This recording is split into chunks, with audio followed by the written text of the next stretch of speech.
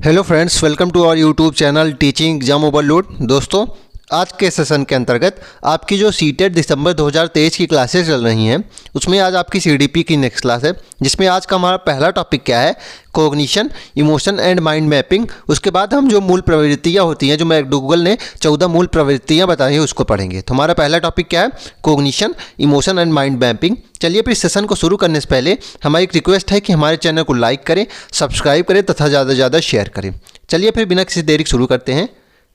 चलिए इसमें देखते हैं संज्ञान अथवा कॉग्निशन क्या है। इसका मतलब होता है सूचनाओं को ग्रहण करना। तो हम जो भी अपने आसपास के समाज में जो विभिन्न चीज़ों के बारे में जो सूचनाएं इकट्ठा करते हैं, उसे क्या कहते हैं, संज्ञान कहते हैं, अर्थात ज्ञान कहते हैं।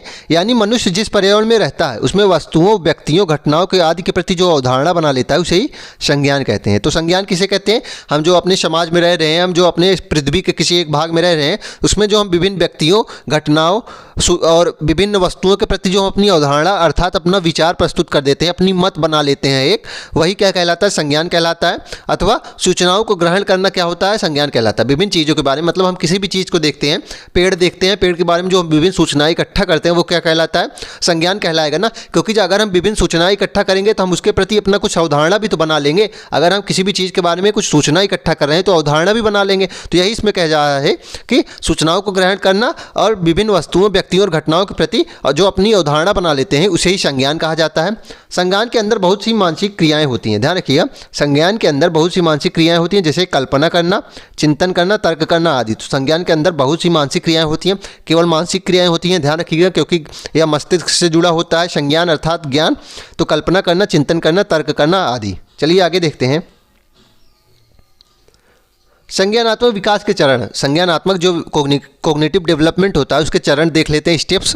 पहला होता है अवधान या फिर अटेंशन। पहला क्या होता है, अवधान या अटेंशन। मतलब हम किसी चीज़ के प्रति अटेंशन प्रस्तुत करते हैं, उसके प्रति हम अवधान प्रस्तुत करते हैं। जैसे संज्ञान का प्रयोग करते समय बच्चा सबसे पहले अवधान करता है। अवधान करने का मतलब क्या होता है कि अगर हम सबसे पहले क्या करते हैं, अटेंशन दिखाते हैं ना किसी चीज़ के प्रति। तो अगर हमें किसी चीज़ का ज्ञान लेना है तो हम सबसे पहले क्या करेंगे, उस चीज़ के प्रति अपना अटेंशन प्रस्तुत करेंगे, कि हम उस पर ही ध्यान अपना प्रस्तुत करेंगे। दूसरा क्या होता है, स्मृति। दूसरा क्या होता है, जब बच्चा अपने वातावरण के चारों ओर चीज़ों को अवधान कर लेता है तो वह उनसे संबंधित सूचनाओं को अपने दिमाग में इकट्ठा कर लेता है।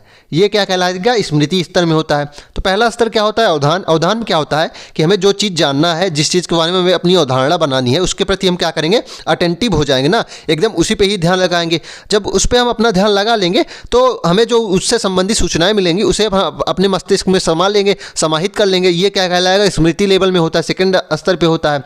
उसके बाद तीसरा होता है मेटाकॉग्निशन। तीसरा क्या होता है, मेटाकॉग्निशन। बहुत इंपॉर्टेंट है, सीटेट में सबसे ज़्यादा प्रश्न इस टॉपिक में मेटाकॉग्निशन से पूछे जाते हैं कि पराबौद्धिक ज्ञान या फिर मेटाकॉग्निशन होता क्या है। तो इसमें सूचनाओं का वर्गीकरण करके सही समय पर सही सूचना को प्रस्तुत किया जाता है। तो इसमें क्या किया जाता है कि प्रश्न कैसे बना है, प्रश्न पहले बता देता हूँ सीटेट में कैसे बना है। प्रश्न बना है कि बालक उत्तर देते वक्त स्वयं की सोच का प्रयोग करने लगा है, तो वह किस स्तर पर है बताइए। तो उसमें ऑप्शन दे देगा, अटेंशन स्तर पे है, मेमोरी स्तर पे है और मेटाकॉग्निशन पे है, या फिर पराबौद्धिक हिंदी में देगा। तो इसमें क्या हो जाएगा, पराबौद्धिक। मतलब मेटाकॉग्निशन में क्या होता है, एक बच्चा जो है वो उत्तर देते समय ऐसा नहीं है कि वो दूसरे के बारे में सोचेगा, वह अपनी सोच को प्रयोग करके स्वयं ही उत्तर देगा। मतलब जब बालक उत्तर देगा तो अपने विचार प्रस्तुत करेगा, अपना सोच का प्रयोग करके उत्तर देगा। तो वो किस स्तर पर है, मेटाकॉग्निशन में है। इसमें सूचनाओं का वर्गीकरण करके सही समय पर सही सूचना को प्रस्तुत किया जाता है। मतलब क्या किया जाता है, हम जो विभिन्न सूचनाएं इकट्ठा किए रहते हैं उसको वर्गीकृत किया जाता है और यह देखा जाता है कि हमें किस समय में किस सूचना को प्रस्तुत करना है। मतलब क्या चीज़ पूछी गई है तो हमें किस वाली सूचना को प्रस्तुत करना है। तो ये क्या कहलाएगा, मेटाकॉग्निशन। मतलब जब आप अपनी तरफ से कुछ सोच विकसित कर लेते हैं वो मेटाकॉग्निशन कहलाता है। मेटाकॉग्निशन बच्चों को उनके सीखने का स्वयं मूल्यांकन करने में और उनकी समझ की जांच करने में हेल्प करता है। तो मेटाकॉग्निशन किस किस चीज़ में हेल्प करता है, उनका स्व मूल्यांकन करने में। उनके मतलब वो जो ज्ञान लिए रहते हैं, जब उन्हें किस प्रकार प्रस्तुत करना है यह ज्ञान हो जाता है तो अपने स्व मूल्यांकन करना भी तो सीख लेंगे और उनकी समझ की जांच करने में भी हेल्प करेगा और उसकी क्या करेगा, समझ की जो जांच है उसको करने में भी हेल्प करेगा। तो मेटाकॉग्निशन या पराबौद्धिक ज्ञान क्या होता है, एक बार फिर से बता देता हूँ, इंपॉर्टेंट है कि यह जो है विद्यार्थियों को या व्यक्तियों को यह तय करने में मदद करता है कि जो हम नई जानकारी सीखे हैं उसके साथ हमें आगे बढ़ना है नहीं, उसको हम वर्गीकृत करेंगे और उसको क्या करना है, उसके बाद हमें उत्तर देते वक्त हमें अपनी सोच का प्रयोग करके उत्तर देना है। यही सब चीज़ मेटाकॉग्निशन के अंदर आती है। आगे देखते हैं।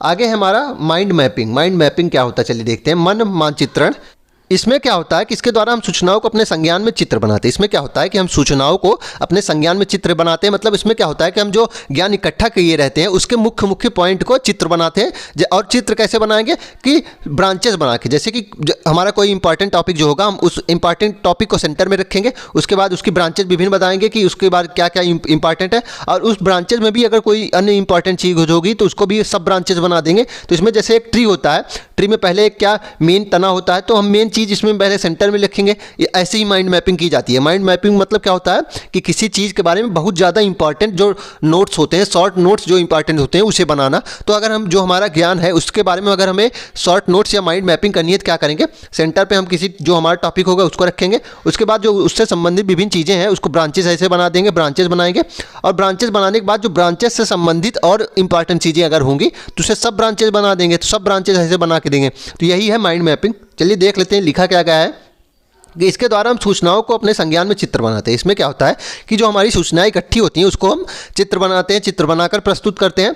इसे मन की क्रियाशीलता का अनुसंधान, यहाँ अनुसंधान कर लीजिएगा, इसके द्वारा मन की क्रियाशीलता का अनुसंधान भी कहते हैं। इसे मतलब क्या कहते हैं, मन की क्रियाशीलता का अनुसंधान मतलब क्या करते हैं, हम अपने मन को क्या करते हैं उकेर कर चीज़ों को जानने का प्रयास करते हैं ना। अगर आप मान लीजिए आपके पास कुछ ज्ञान है, उसके बाद आप उसका फिगर बनाना चाहेंगे, उसका माइंड मैपिंग करना चाहेंगे, तो क्या करेंगे, आप अपनी मन की क्रियाशीलता का रिसर्च करेंगे ना कि मेरा मन क्रियाशील है कि नहीं, मैंने जो चीज़ें पढ़ा है वह चीज़ें याद है कि नहीं, जो उसमें से जो चीज़ इंपॉर्टेंट है उसे मैं प्रस्तुत कर सकता हूँ कि नहीं। इसलिए इसे क्या कहते हैं, मन की क्रियाशीलता का रिसर्च या फिर अनुसंधान भी कहते हैं, क्योंकि इसमें हम अपने मन को क्रियाशील रखते हैं। और इसमें क्या होता है कि अगर आप किसी चीज़ के बारे में माइंड मैपिंग कर रहे हैं तो आपका मन क्रियाशील होगा तभी तो आप कर सकते हैं। आपको जो ज्ञान है उसको अगर आप प्रस्तुत कर सकते हैं तब आपका मन क्रियाशील होगा तभी आप प्रस्तुत कर सकते हैं और खोजबीन करते रहते हैं। तो इसमें क्या इंपॉर्टेंट था माइंड मैपिंग में, वही जो चीज़ मैं बताया कि आप क्या करते हैं, जो आपके ज्ञान होता है, जो आपका संज्ञान होता है उसको एक चित्र में प्रस्तुत करते हैं। सीधी बात यही हो जाएगी कि आपके संज्ञान को, आपके ज्ञान को चित्र में प्रस्तुत करते हैं और शॉर्ट्स नोट्स में उसको फिगर बनाते हैं ब्रांचेस के रूप में। जैसे देखिए फिगर बना है कि इसमें प्रोडक्टिविटी है, उसके बाद इसके ब्रांचेस बने हैं, गोल क्या है, इन्वायरमेंट कैसे प्रभावित करता है, हेल्थ में क्या है, हेल्थ में क्या हुआ, सब ब्रांचेस बन गई, फिजिकल में भी सब ब्रांचेस बन गई, स्पोर्ट और जिम, और इधर मेंटल में क्या बन गई, वेलबींग। तो इसमें क्या हुआ, पहले हमारे एक मेन जो हमारा टॉपिक था उसको हमने माइंड मैपिंग करने का प्रयास किया, उसके बाद हमने क्या किया, उसकी ब्रांचेस बनाई, जो चीज़ें इंपॉर्टेंट थी, हेल्थ, गोल और इन्वायरमेंट, उसके बाद उसकी सब ब्रांचेस भी देखिए बन रही है ना। तो जो चीज़ इंपॉर्टेंट होगी ऐसे बनती रहेगी, यही है माइंड मैपिंग। आगे देखते हैं।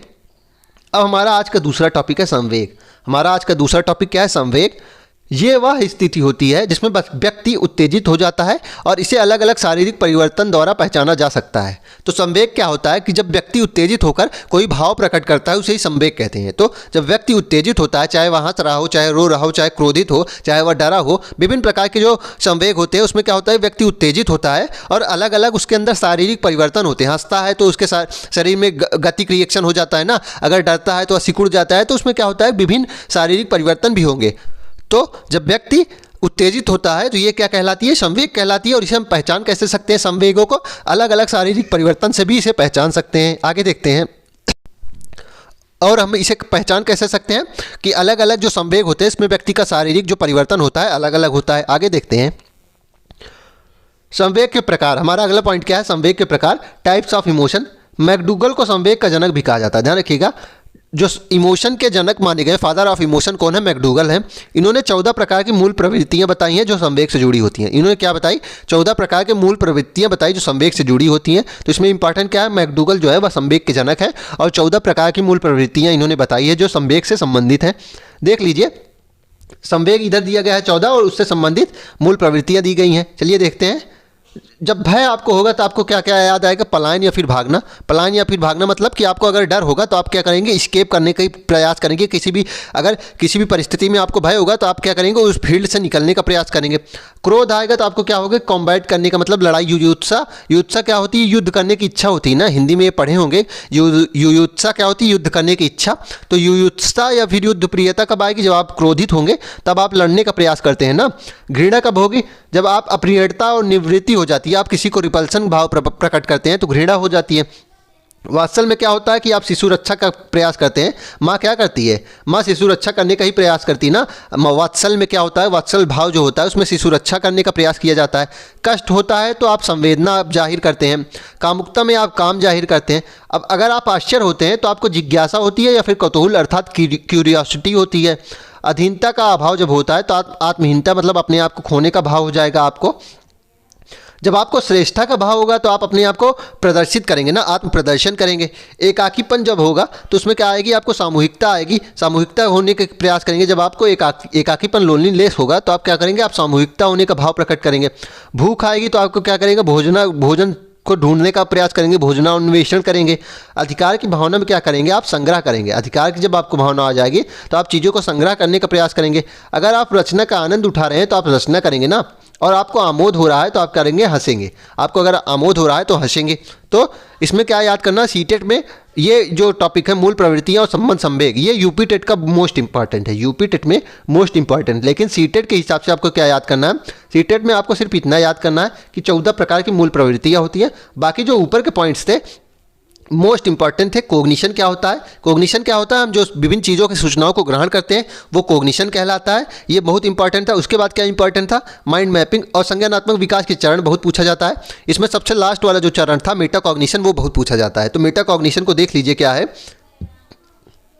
मेटा कॉग्निशन क्या है कि इसमें विद्यार्थी या फिर व्यक्ति यह तय करने में मदद हो जाती है उसको कि हमें नई जानकारी लेनी है या नहीं लेनी है, उसके साथ आगे बढ़ना है या नहीं, और सूचनाओं का वर्गीकरण वह सीख लेता है। और इसमें यह भी होता है कि बालक जो उत्तर देते वक्त, मतलब बालक को अगर जवाब देना है, बालक को किसी बारे में अगर अपने आप को प्रस्तुत करना है तो अपने आप से प्रस्तुत करेगा, अपने विचारों से प्रस्तुत करेगा। मतलब उसे यह पता चल जाएगा मुझे इससे संबंधित किस जानकारी को हमें बाहर बताना है लोगों को और किस जानकारी को नहीं बताना है। ये मेटा कॉग्निशन कहलाता है। और यह बच्चों को स्वमूल्यांकन करने में मदद करती है और उनकी समझ को जांच करने में भी हेल्प करता है। चलिए फिर इसी के साथ आज के सेशन को हम समाप्त करते हैं। आशा करता हूं कि आपको यह सेशन पसंद आया होगा। अगर आप इसी तरह के अन्य सेशन भी देखना चाहते हैं तो हमारे YouTube चैनल को लाइक करें, सब्सक्राइब करें तथा ज़्यादा से ज़्यादा शेयर करें। साथ ही अगर आप इसकी PDF भी प्राप्त करना चाहते हैं तो हमारे टेलीग्राम चैनल का लिंक डिस्क्रिप्शन बॉक्स में है, आप उससे ज्वाइन हो जाइए, आपको सारी PDF वहीं मिलेंगी। चलिए फिर, धन्यवाद।